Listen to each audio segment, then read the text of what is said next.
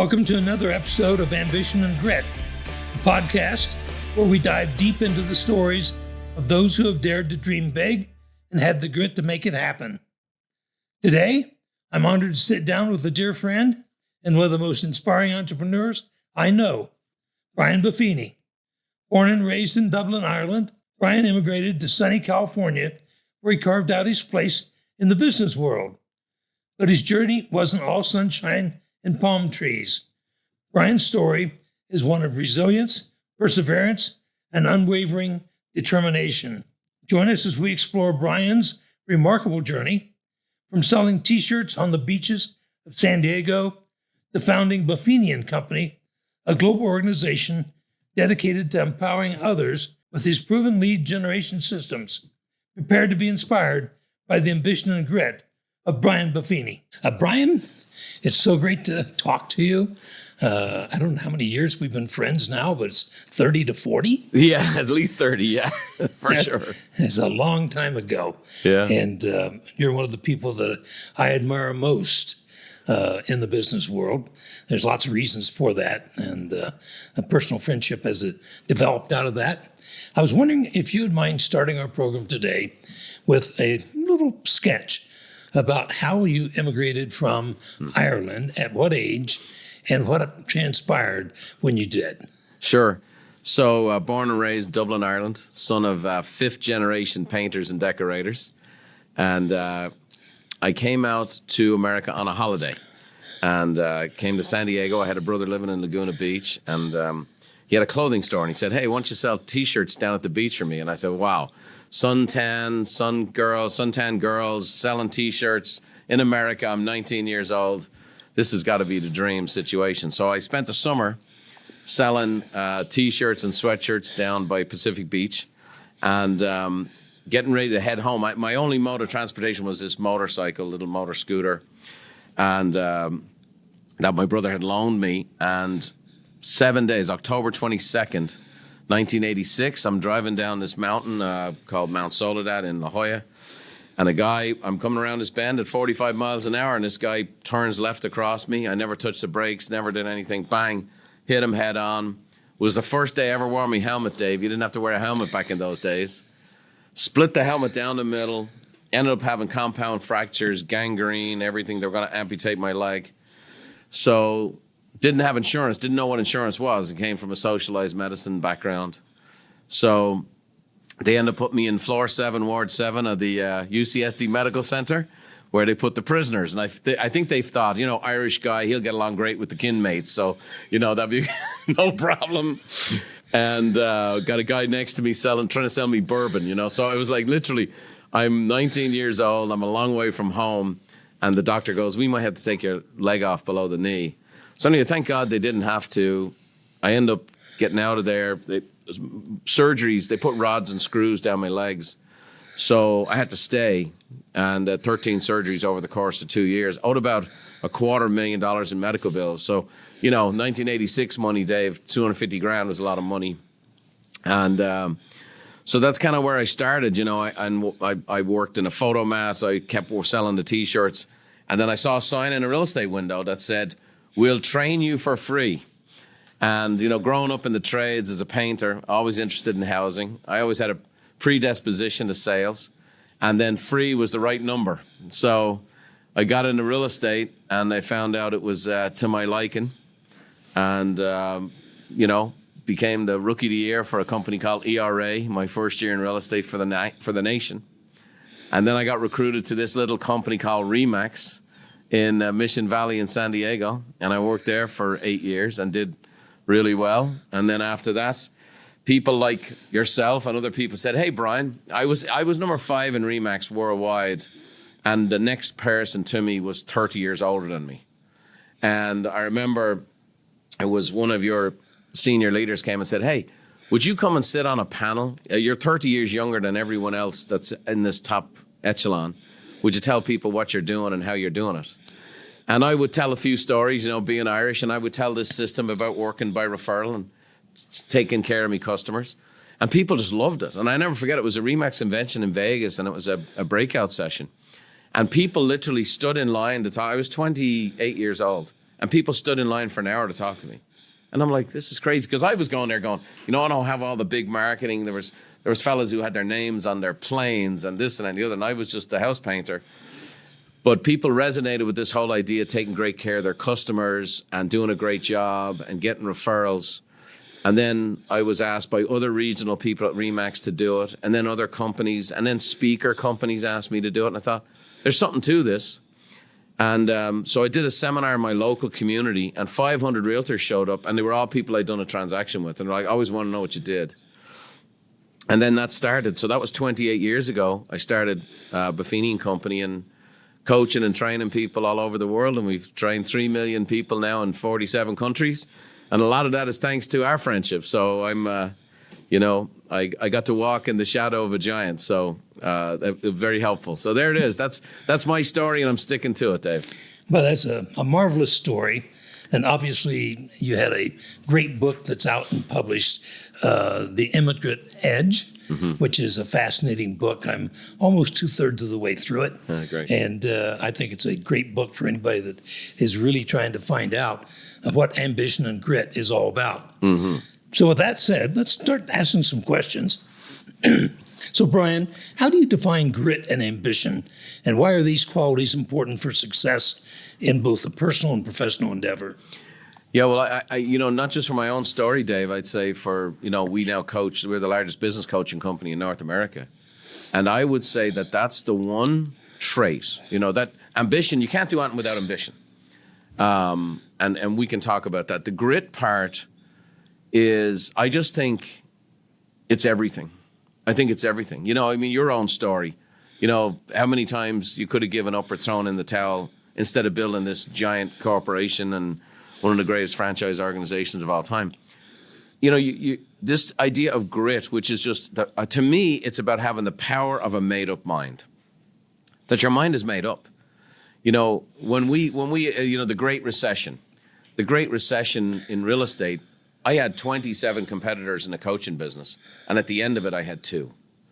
And people had asked me, and I do interviews, and people said, well, did you think about throwing in the towel? And we even had consultants that, hey, you'd be better off doing this and this. It never even entered my mind to quit. It never entered my mind. So I just think that whole dynamic of grit, perseverance, never giving up, and having a made-up mind is everything. And then when it comes to ambition, the first time I got exposed to this, I was actually asked to do a tour of Remax Europe. And what the Remax agents did all over Europe was they invited other companies to come. So I would go to Portugal and there'd be 3,000 people there. And I'd go to Austria and there'd be 3,000 people there. So it wasn't, the Remax people used it as a great recruiting opportunity. And I would go and I'd speak to not only the Remax people, but also then the leaders of these other associations. And I'd say, what's the number one thing that I could help your audience with, right? So Greece has got to be different than Spain, has got to be different than Portugal. 8 out of 8 countries that I spoke to, the leaders of the real estate communities in those areas, all said, can you have our people have more ambition? And I thought to myself at the time, like, it shook me because I realized I'd never had to teach that to an American audience. But I will tell you, 28 years into it, today, I feel the need to teach that to an American audience. And I think there's been those 2 things that you're focusing on, and the Perfect 10 is a great example of it. I think ambition and grit are at an all-time low. And I think there's some great things about the younger generation and their desire for, quality of life and all that kind of good stuff. But I think it's a softer generation. I think it's not as gritty, and I think it's not as ambitious. And I think it's time for these messages from those of us who've been around the block a few times, who are rags to riches stories like you and me. I think it's important to share them. I'm glad this book is out. I'm glad you're doing your podcast. I'm glad you're focused on these 2 things, because I think grit and ambition is becoming shorter supply, and it separates you from the pack. The thing's interesting about Europe is the old line countries that were socialist or semi-democratic, right, were the ones that you were speaking to. Yeah. However, the new countries that got out of communism, yes, those people had it so bad under the communist regimes that they have ambition and grit to the gills, man. They want to go. The people in Czechoslovakia, as an example, right? Yes. And you know these guys. You go there, and they were hanging on every word. They were taking every note and doing extraordinary things. I'm seeing it now in South America. So the countries that didn't have exposure or who perhaps were under the thumb of a regime that didn't let the people grow and prosper, those people are on it like a dog on a pork chop, right? Which makes sense. It's like the immigrant thing. I came here with nothing and came from a country that at the time was poor. I come to America, I'm like, let me at it, you know? So sometimes, you know, you have to do it. Now, one thing I'll say to you, Dave, you know I got a big family. I have 6 kids. Yep. So my kids are raised in a very different environment than I was raised in. They're raised in big family, dad had a jet, all this type of stuff. But I will tell you this, my kids are gritty and ambitious. I got a guy who's at the top of the special forces in the military. I got a girl who's on the Olympic horse riding team. You know, I got kids. I have a 5'1" girl who's the state champion setter. She set a record for assists, and no team would take her because she was 5'1". She has the leading assist, like she passes the ball for a kill by 1,000. The record will never be touched. And so what I'm going to say is, grit and ambition can be learned. Grit and ambition. It doesn't matter. You don't have to come from bad circumstances. You don't have to be broke. You don't have to be an immigrant. You don't have to have lived in Czechoslovakia. I think it's easier coming from those places because you have a greater appreciation. But I would say this. I've seen it in my own kids. They didn't grow up wanting for anything, but they have grit and they have ambition. So I think it can be learned and passed on to people. I agree with that. Can you share a personal story or experience where grit played a significant role in achieving one of your own ambitious goals? Yeah, and again, I kind of touched on it in the opening. You know, I had this desire to really impact people and share what had happened for me. And I found that not everybody in real estate had had the same success. And I really respect real estate people. You know, it's a pure form of entrepreneurism, right? You don't get paid unless you're 100% successful. And just, you know, when I first came out on the circuit, it was a few years before I discovered you. But, you know, I had companies that, like I remember speaking for a real estate company in Chicago, and they were from the cold call, door knock, kind of control the environment. And I'm talking about referrals. And I'm having a bit of fun with the door knocking type stuff and the cold calling. And they shut off the lights, you know. They shut off the lights in the ballroom while I was speaking. Your old nemesis, Century 21, they put out a nationwide boycott of my seminars. And I wrote the CEO a letter and I said, thank you. I said, thank you so much. At the time, the company was owned by an organization called Sendant. And I wrote the CEO a letter and I said, your agents hate you. So you boycotting me has really helped my attendance. You know what I mean? Yeah. So just, you know, over and over again. So when I started this business, you know, I get people come to me today, Dave, and you've had this. And they go, Brian, I want to be a speaker just like you. I want to travel the world. I want to speak to thousands of people. And I go, are you willing to do what I did? I did 160 seminars a year in every town in North America you can imagine. I traveled for years and years and years in every crappy hotel you've ever been, in every bad ballroom you've ever seen, with the worst introductions that could have been imagined. I did seminars where I showed up and there's supposed to be 800 people and 7 showed up. I've done seminars where one of my rivals actually hired the 2 people to work for me who promoted an event and who basically lied. So I show up to an event, there's supposed to be 700 people and there's nobody. You know, so the thing about it is everybody looks at success from a distance and they think it's this linear rocket ascension. They look at Remax and here's this brand that's all over the world and whatever else. And again, you and your bride know that, you know, there were times you had someone coming in the front door, signing up for a franchise, and they were going out the back door to make sure the lights were on, you know? So, you know, the thing about it is, it's every story of success has chapters of failure. And every story of success, and you and I would both agree, you have to learn from those things. So for me, the business that is Buffini & Company today, the largest coaching business in North America, I'd say at least on half a dozen occasions, it faced extinction. And each time it came back better than ever. And now it's an institution. So I just think without that grit, without that ambition, you know what, Dave, you're probably not interviewing me today. I'm probably painting the outside of your house. Well, I had a similar 40-year tour with Remax. Traveling 200 days to 240 days a year. Yep. It's a lonely life, very fulfilling. Yep. But Now that my older age, I don't work quite that hard. Well, you know what, and it's one of the reasons I think we've connected so much over the years because, you know, we did spend a lot of those days on the road together and traveling and speaking together. And you developed this kinship because I know the price you paid and you know the price I paid. And that's why people who have grit and ambition recognize it in other people. Sure. So many individuals face setbacks Yeah. and challenges on their journey to success. What advice do you have for overcoming adversity with grit and determination? Well, I know you're a big fan of Winston Churchill, as I am. And one of my favorite quotes from Churchill is, "Success is not final. Failure is not fatal. It is the courage to continue that counts." And, you know, that is where it's at. I just think many individuals face setbacks. And I think obstacles are those frightful things we see when we take our eyes off our goals. I think you have to keep your eyes on the prize. I think the goal has to be more powerful to you than the obstacle.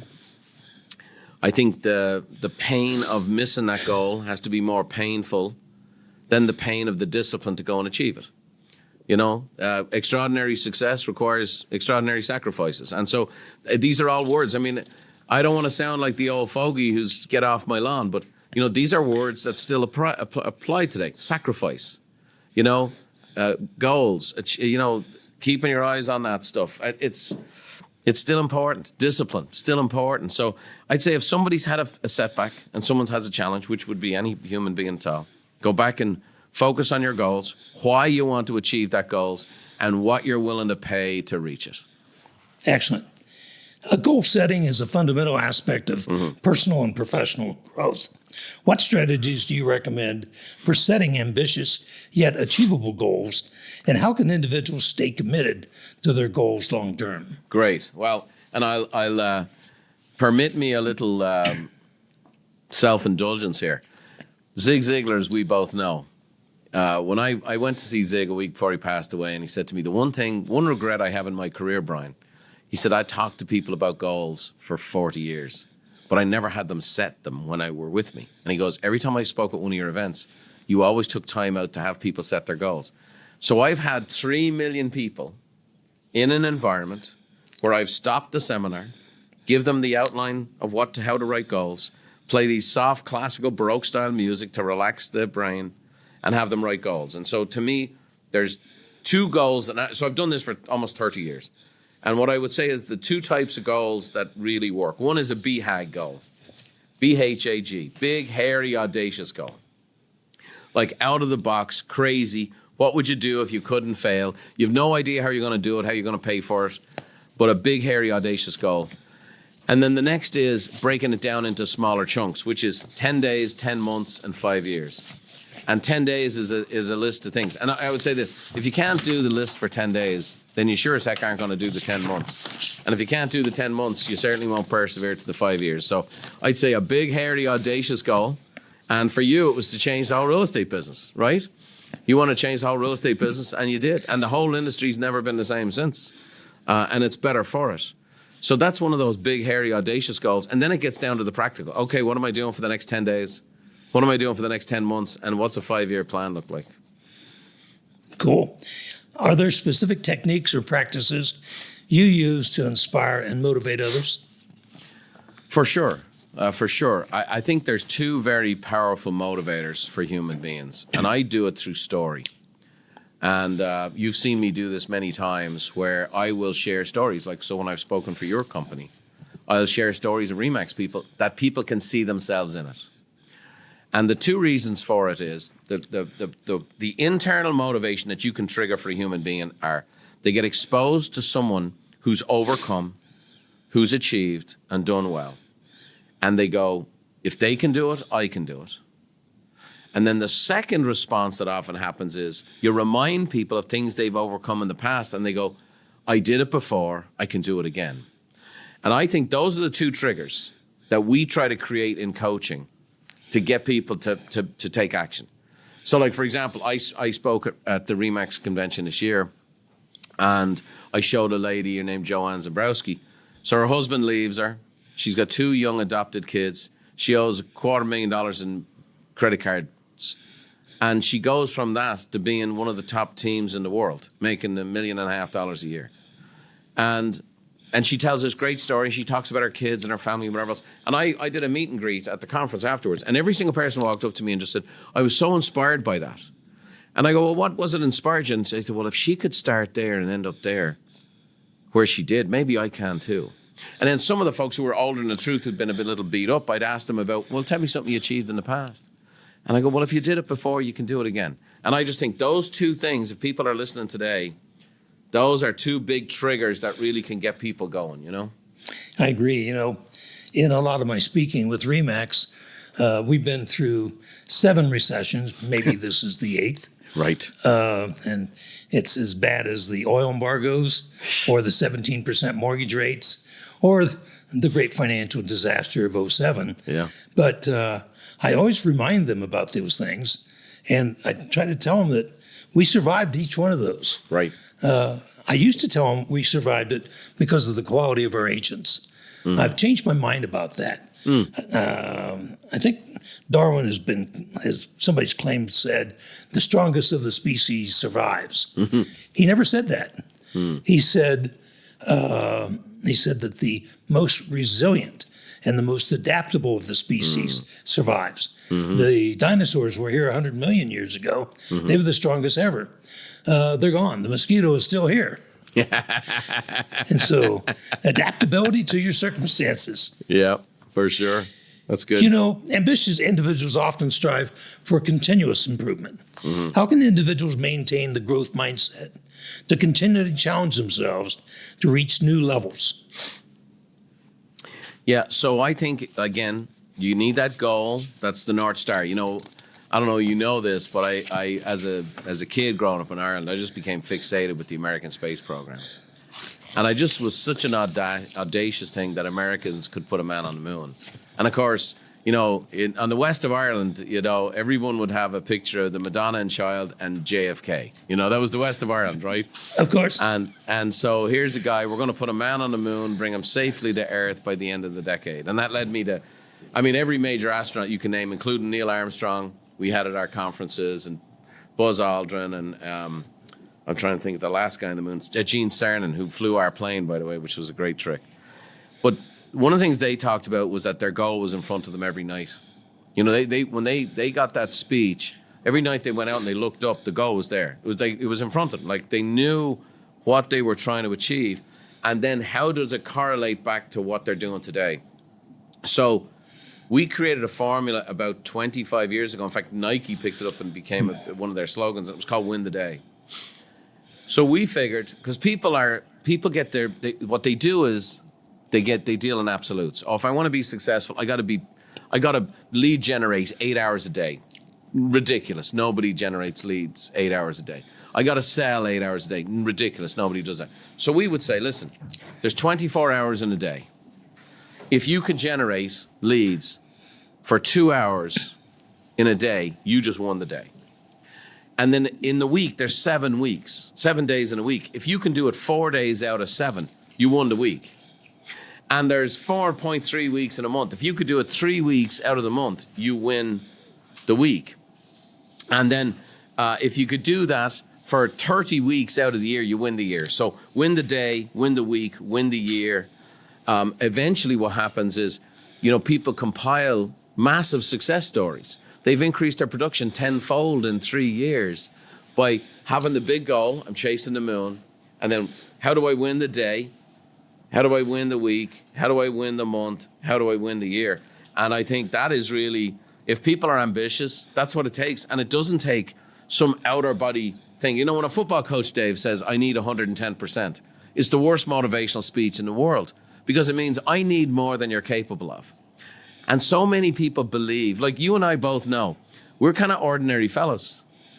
We've achieved big things and big fortunes and all that stuff. We're kind of ordinary fellas. Now, we have a couple of things in common. We're ambitious. We're gritty. But the last thing, and the thing that I've always found that we were kindred spirits on, we're lifelong learners. And we were willing to grow and willing to learn. That's why, I was tickled pink you wrote this book, The Perfect 10, because, and I also think it's important to learn from someone who has a little snow on the roof, who's been there, done that. You know, we live in a world today where someone's on The Apprentice on Tuesday and their biography comes out on Thursday and they're 26. And it's not that there's no value in it, but for those of us who've been there, done that, like you say, been through 7, possibly 8 major downturns in the market, you're in a position to speak. And so I just think, you know, those kinds of things we're talking about, you know, winning the day, winning the year, keeping your eye on the prize, but the grit, the ambition, and then the ability, the desire to grow. You know, you and I both know we've shared books, we've shared examples, we share quotes with one another. It's also what made our presentations fresh as we travel around. But I think that's the key to success for people listening. Yeah, I also think one other key is who you surround yourself with. Right.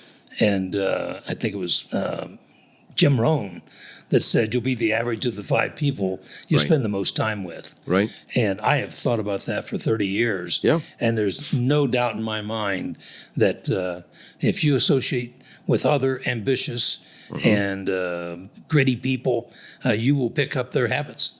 Well, truth be told, I mean, I quote you all the time. I mean, I don't know you're quoting somebody else, but it was like you always said, one log makes a lousy fire. And, you know, in our relationship, right, on more than one occasion, I flew out to Denver to go spend a day with you and go, okay, Dave, I need to pick your brain. And, you know, it's interesting. And I'm in this spot now where I'm kind of I'm probably that age now that you were to me when we first started doing this. And I have the same thing. And I have people come to me all day long looking for me to invest in this or give them money for that and whatever else. And I think to myself, Japers, if they ask me for the information, it'd be worth so much more than the money they want. You know what I mean? Yep. Like they need a couple of $1 million in investment. I could give you a couple of $1 million in advice, but they don't ask for it, you know? And so, you know, I just think, like you say, who you spend your time with, surround yourself with those top people, you become a top person. So I know you as a human being, not just as a business person. Mm-hmm. And pursuing ambitious goals can sometimes lead to burnout or neglect of personal well-being. Yep. How do you recommend individuals strike a balance between ambition and maintaining their overall health, happiness, and personal relationships? All right, that's a trick question because you and I have had many conversations about balance over the years. So, and you and I both agree on something, that is balance is not achievable. That's right. So what I've come to, because I'm a father first, husband second, the business was a distant third to me always. So what I believe is balancing. And the best way I could describe it is, it's like, you know, they have these exercise balls called Bosu balls. They're kind of like a third of a ball with a firm base. And you have to stand on it. Yes. And you do and you're constantly having to do these little changes in your posture and so on and so forth to stay upright. So what I think is people are looking for balance. They're looking for a destination. I've arrived. The only way I knew I was doing too much was when I did too much. The only way I knew how much I was driving too far was when I burnt out. And then what I did is I tried to learn from it. And I've burnt out many times in my career because I'm a very ambitious guy. And so the truth of the matter is, then it became, okay, what adjustments can I make? So for me, for example, I was preparing today to come and meet you on this show.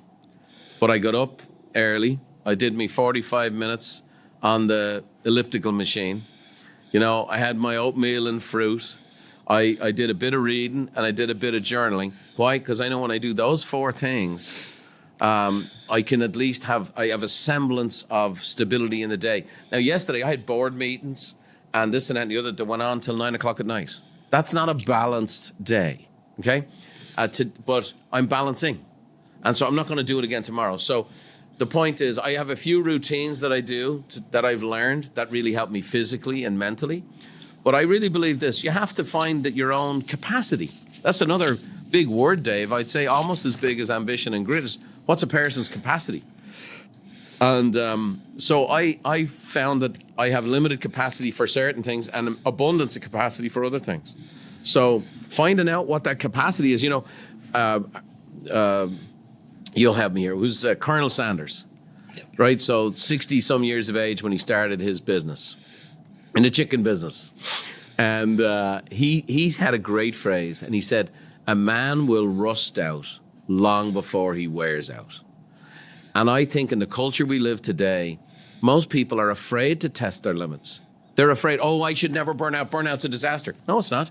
That just means I went to the red line on the car. Okay, I'm not going to drive the car on the red line. I'm going to bring it back down.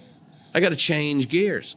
But most people are too afraid of it. And so for me, yeah, I've burnt out many times.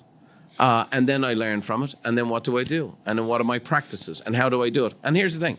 Not perfect. No, still not perfect. But you know what? I can tell you.